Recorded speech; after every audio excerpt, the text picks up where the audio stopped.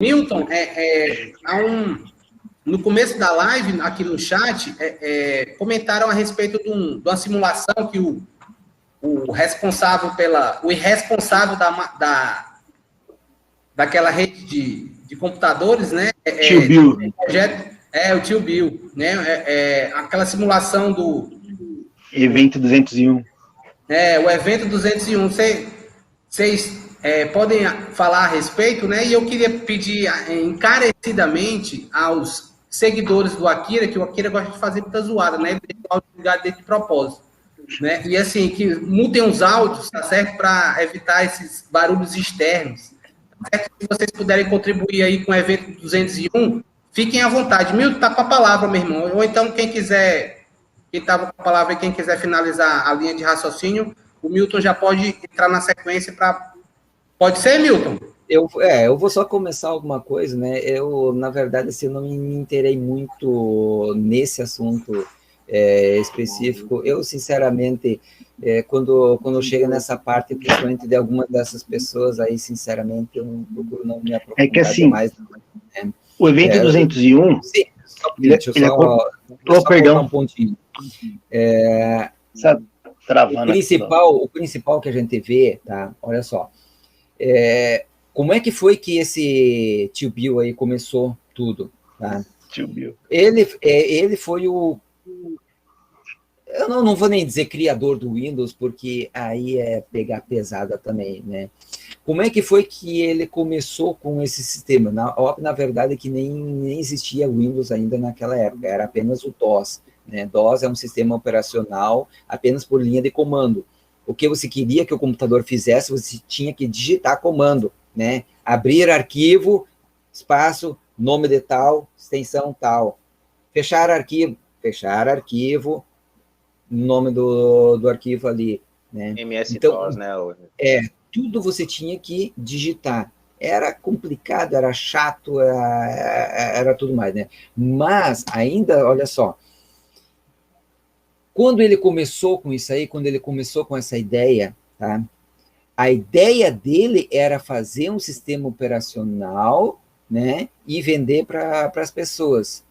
E aí ele conseguiu, com uma loja, né? Conseguiu convencer o cara de uma loja grande lá dos Estados Unidos a fazer, a fornecer para ele, né? Não lembro agora quantos computadores, né? Para a época estava recém começando os computadores, né? E aí, então, eles iam montar o computador, né? Claro que acho que era um XT ainda na época, ou seja, os primeiros computadores pessoais, né? Eu tive daqueles lá também.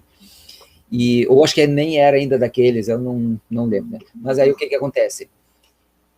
Ele conseguiu o contrato para vender os computadores para aquela loja, para fornecer os computadores, com o sistema operacional e tudo, e ele nem tinha sistema operacional. Nem tinha. Aí ele saiu correndo atrás de alguém que já tivesse um... Aí ele achou um cara lá que ele trabalhava em casa e ele já tinha um começo, de um princípio lá de um sistema operacional, né?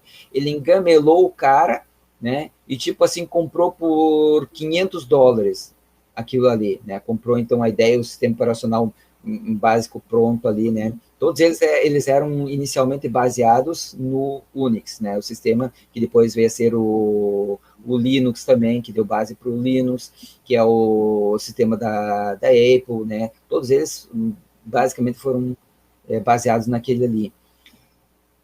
E então ele comprou, ele praticamente enganou o cara, né? Pegou aquele sistema operacional, mudou algumas coisas ali, né, e colocou nos computadores. E então, com aquilo ali, ele colocou os primeiros e ele conseguiu uma grana, né.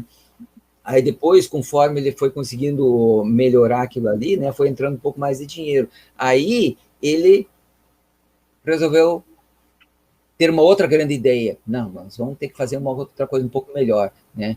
O Macintosh, né, que usa o sistema Unix, né, ele, quando tu liga ele já entra numa interface gráfica, tá? Os outros sistemas operacionais, né, baseados no DOS, né, que é o sistema IBM, né, do PC, você entra primeiro, ele entra um sistema operacional, e daí dentro daquele sistema operacional, em linha de comando, aí é que é carregado um programa que daí vai abrir uma interface gráfica. É praticamente a mesma coisa que a gente tem ainda hoje, né? Só que com os computadores melhores a gente não sente muito essa diferença, né? E aí, o que ele fez? Olha só, para fazer isso aqui dentro desse meu sistema operacional é complicado, então vamos fazer o seguinte, sabe o que ele fez? Ele foi garimpar em todas as outras empresas, ele enganou o pessoal da Apple, fez inclusive até uns acordos lá com o que era o dono lá, aquele que morreu já, Steve Jobs. Steve Jobs, né? Fez um acordo com ele lá, enganou ele, pegou parte do um enganou o outro, né? Esquema de programação deles, foi lá na HP, né? Roubou parte dos projetos deles, né? E assim, em cada uma das empresas, ele foi lá e foi roubando uma parte da sua tecnologia. Era uma tecnologia, né? Mesmo para a época, né? O mouse, por exemplo, se não me falha a memória, foi da HP que ele roubou, que ele afanou, né? Ou da Xerox. Xerox. Eram várias dessas grandes empresas, né? E claro que no tempo era só uma caixa quadrada com um botãozinho no meio ali, né? Mas ele roubou a ideia deles, né? E daí ele pegou aquilo ali e montou o primeiro Windows. Então, desde o começo, ele já começou dentro de mentira, dentro de roubo, dentro de enganação, dentro de fraude, tá? Quando ele conseguiu estabelecer o sistema dele, né, ele fez grandes acordos com grandes empresas, e aí o governo dos Estados Unidos também viu um grande potencial naquilo ali, e daí já bancou parte daquele processo ali, tá? Então, aí isso começou a injetar dinheiro nele, tá? Então, quando ele viu aquele, olha só, é o seguinte, eu não posso fazer um negócio assim que seja muito bom, porque se ele for bom e for perfeito, que nem os carros da época, por exemplo, que duravam 20, 30, 40, 50 anos, né? Não, eu tenho que fazer uma coisa que não seja tão boa assim. Então, ele vendia já um sistema defeituoso, com problemas, tá? Com vários bugs e falhas. Aí depois ele fazia contratos de manutenção e assistência, onde ele vendia correção para os problemas que ele tinha deixado ou que ele tinha inserido, assistência para os problemas causados pelos problemas que ele deixou, né? E ainda por cima, ele inventou o vírus. É o seguinte, isso tudo ainda não está gerando dinheiro suficiente. Vamos fazer o seguinte, vamos criar uns programinhas aqui, tá? Para que a gente execute o programa desse no computador da pessoa, aí aquele programinha, ele vai gerar algumas coisas, ele vai apagar alguns arquivos, vai estragar alguma parte do sistema, e a gente vai lá e corrige o problema, né? A gente arruma o problema. Então, já lá no começo, ele já começou com essa ideia de vírus. E aí, com a ideia do vírus, vamos fazer o seguinte, a gente tem agora já essa ideia do vírus plantado, o que a gente tem que fazer agora? Agora a gente tem que vir com as empresas que vão fazer um antivírus para supostamente tirar os vírus que a gente fez para colocar no sistema. Entende? Então, foi cercando por todos os lados várias coisas para tirar dinheiro das pessoas. Enquanto que um único programa, um único sistema decente, funcional, né, era só colocar ele pronto, você não teria mais problema nenhum. Mas não, assim, ele cercou de vários problemas e colocou um vírus. E aí depois, quando ele já era multibilionário, ele teve a grandiosíssima ideia. Sabe de uma coisa, gente? E por que a gente não faz isso com as pessoas também? A gente vende remédios que não funcionam, a gente, em vez de curar eles, a gente deixa eles doentes, né? A gente ataca só a dor e não o que está causando a dor, né? E ainda por cima, para ajudar mais ainda, vamos criar uns vírusinhos ali. O que é vírus, na verdade, né? Até botar um parênteses aqui, né? O que é um vírus? A maioria das pessoas pensa, até erroneamente, porque a própria mídia, a própria educação coloca também como se vírus fosse um bichinho. Olha só, o bichinho, ele vem lá, aí ele entra na tua célula, e daí ele muda a célula. Mentira! O que é vírus? Mesma coisa com o vírus de computador, é uma informação, tá? É uma informação que entra dentro de um programa e altera a programação daquele programa, altera o código dele, é como se fosse o código DNA do programa. E aí o programa que foi feito, por exemplo, para editar um texto, ele começa, de repente, a ficar apagando os arquivos, ou então ficar adulterando arquivos, ou corrompendo os arquivos, alguma coisa assim. Então ele muda o DNA do programa para que ele faça outras coisas, e não aquelas que ele foi feito para fazer. E aí, quando eles trouxeram isso para o sistema biológico, né, eles fizeram praticamente a mesma coisa. É uma informação. O que é uma informação? Quando uma célula ataca uma doença, tá, ela atacou, por exemplo, uma bactéria. Aí a célula comeu a bactéria, tá, assimilou os detalhes, né, daquela bactéria, para ele já reconhecer de novo, ó, eu já sei que é essa bactéria que faz mal, tá? Então, eu já vou informar, essa informação que eu coletei dessa bactéria, eu já vou passar para todo o sistema imunológico, e daí todo o sistema já vai passar a reconhecer aquilo ali, então já vai saber direto, ó, eu tentei atacar ela de várias formas aqui, e eu descobri que nessa parte aqui, ela é mais vulnerável, então é mais fácil atacar. Então, já todos já ficam sabendo, já vão direto ali. É mais eficiente, né? E aí, o que acontece? Quando ela devora, digamos assim, aquela bactéria, eu estou dando como exemplo uma bactéria, né? Mas pode ser qualquer outra coisa. Então, quando ela terminou aquilo ali, é óbvio, quando tu come qualquer coisa, saem os excrementos também, tá? E então, os excrementos são aquela parte mais nociva da célula, né?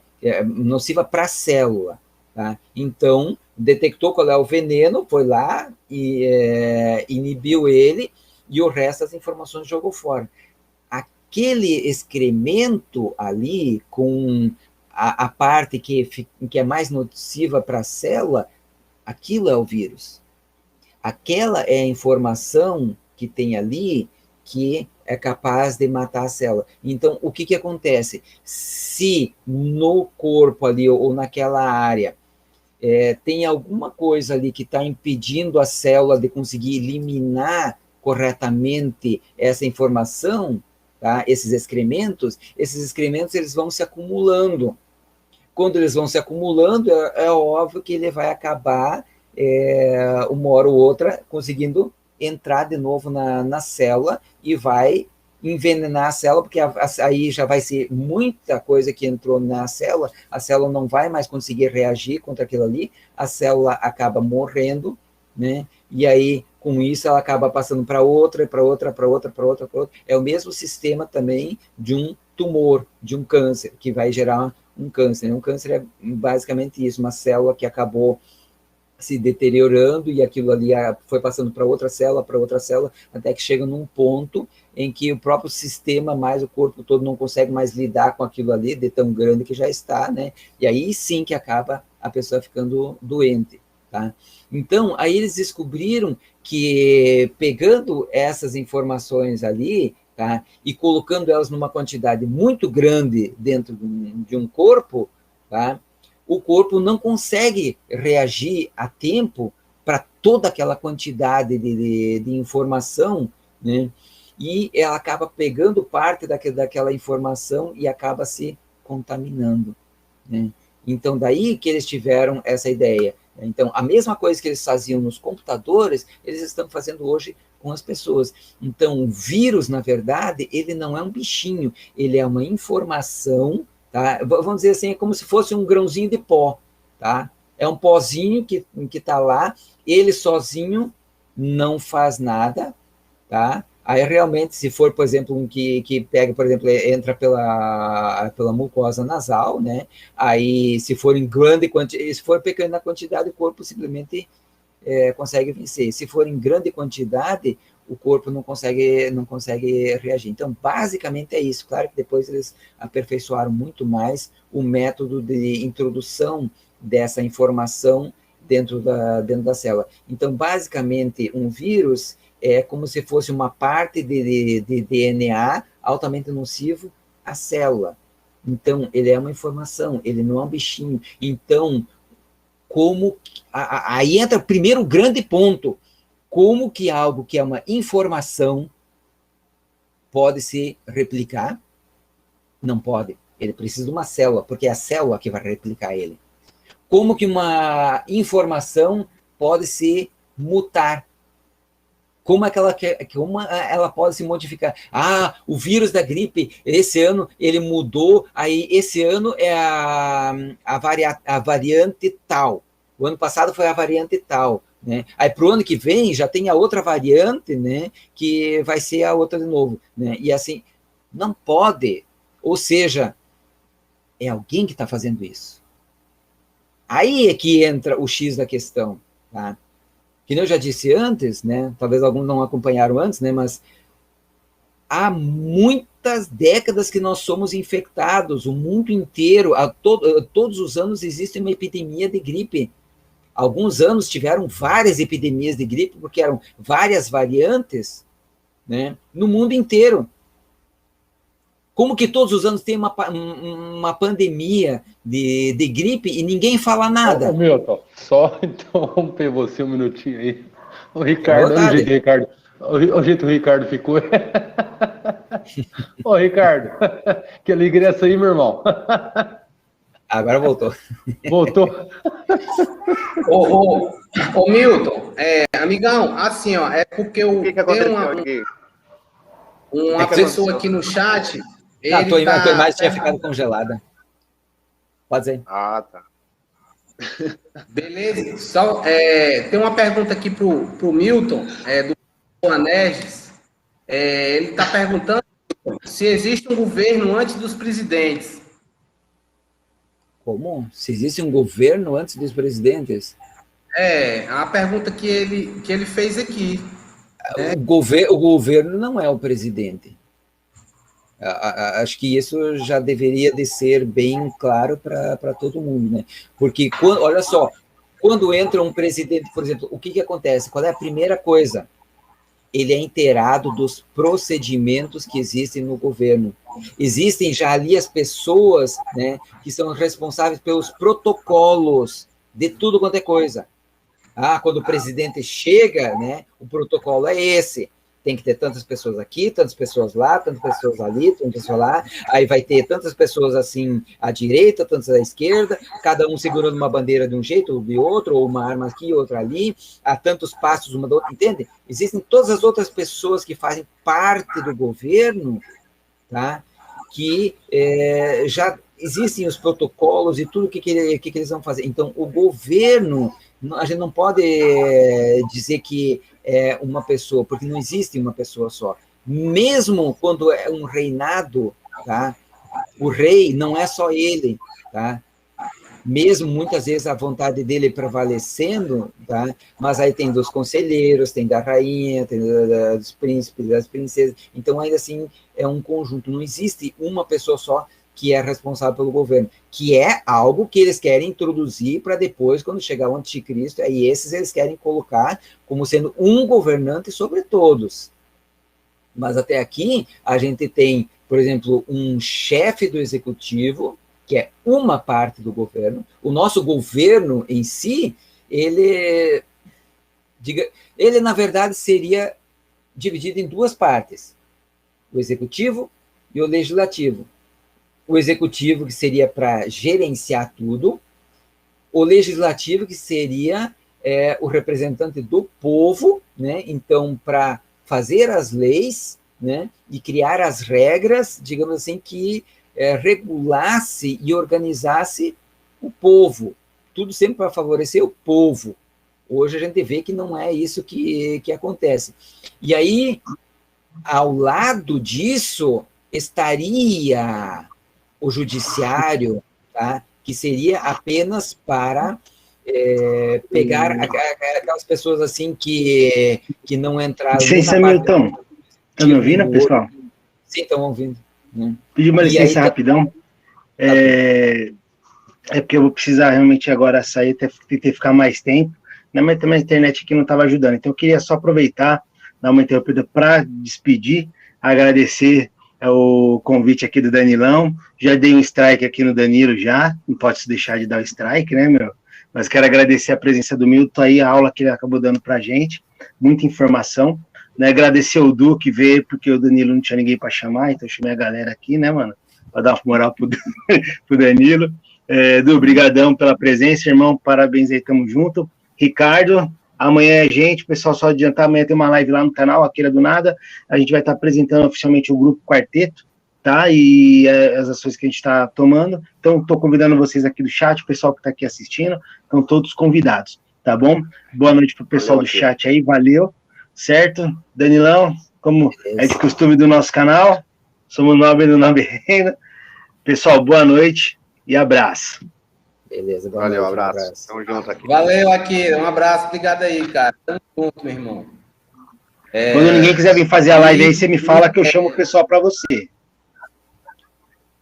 Tá certo, com certeza. Daqui uns dias o canal Nobre Reino tá mudando de nome, né, por conta da sua invasão, né? Igual essa invasão que tá tendo na população mundial, né? Vai ser Nobre Reino do Nada. Mas Oi, sim. Abraço. Valeu, cara. Pois então, cara, a conversa o papo tá afiado, né, meu irmão? E assim, o meu amigo Edu, você queria falar alguma coisa, Edu? Assim, antes, né, esperar o Milton concluir aí a linha de raciocínio dele e passar a palavra para vocês dois, tá certo? Para o Edu e depois para o Ricardo. Fiquem à vontade. Milton, conclua aí, meu irmão, que eu tô aqui anotando. Eu até fiquei meio quebrado agora, né? Porque, na verdade, eu quis só dar uma introdução, né? Na parte de como começou o Tio Bill com as coisas ali, e o Akira para seguir no segmento lá do 211, né? E agora ele acabou saindo, né? Então, quem é que vai continuar a sequência aí falando do 211?